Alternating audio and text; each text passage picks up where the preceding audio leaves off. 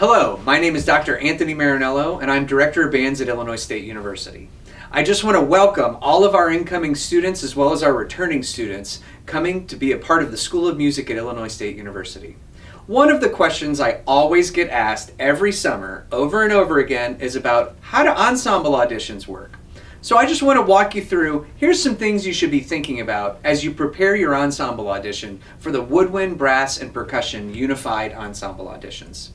First of all, you're going to want to go to the School of Music website and find the Auditions tab. Under that tab, you'll scroll down and find the Fall 2020 Wind, Brass, and Percussion Unified Ensemble Auditions. That will explain a lot about how the ensemble auditions work, but let me just give you a real quick Cliff's Notes. There's two types of auditions. First of all, there's unified auditions. If you're a music major, then you have to do that one. Sorry, that's it. All right? So with that audition, you're going to play your audition for the committee, and then you're going to be placed into one or two ensembles depending upon how you do.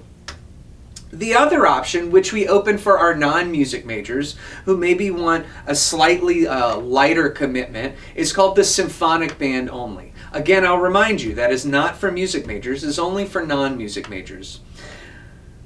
What you're going to do is before you audition, you're going to go to that website that I mentioned, and I'll go ahead and put that in the comment section of this YouTube video.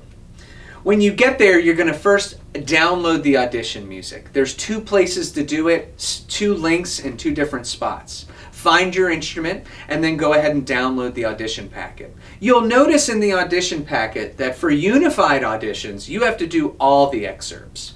But if you're doing symphonic band only, it's likely only a few of those. So make sure you pay attention to that in the beginning.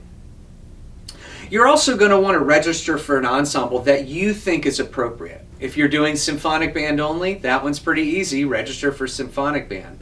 If you're not sure where you're going to place, you can talk to your applied professor or talk to your academic advisor, and they'll suggest a place for you to go. Either way, don't worry about it. It can be changed once ensemble auditions are over. That's not a problem and happens all the time. Thirdly, you're going to complete an online survey to let us know that you're coming. Really quick information, just name, who you are, your instrument, and all that stuff, just so we know to expect you on the audition day. Then you're going to mark your calendar for when the audition is. The audition schedule is on that same website. One thing that you'll notice is that we ask students to arrive 30 minutes prior to their audition.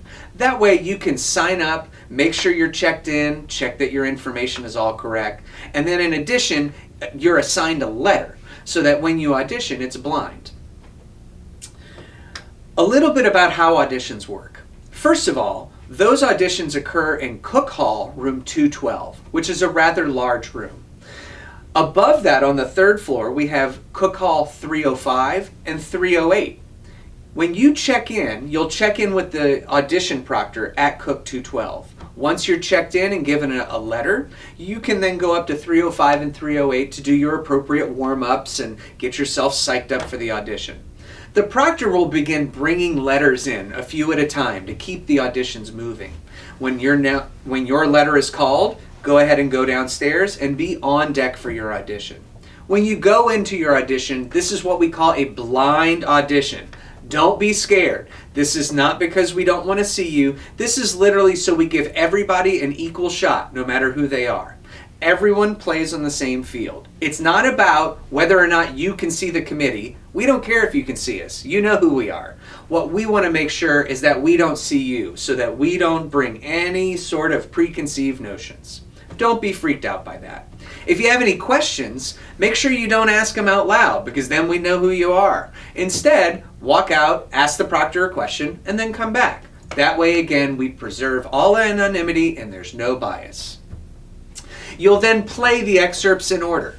We will usually introduce ourselves and say hello, welcome, whatever your instrument is and your letter. So let's say, welcome clarinet F. Come on in and we'll let you sit or stand. You can play some notes to get, accustomed to the room and whatever, and then just take it away with all the excerpts.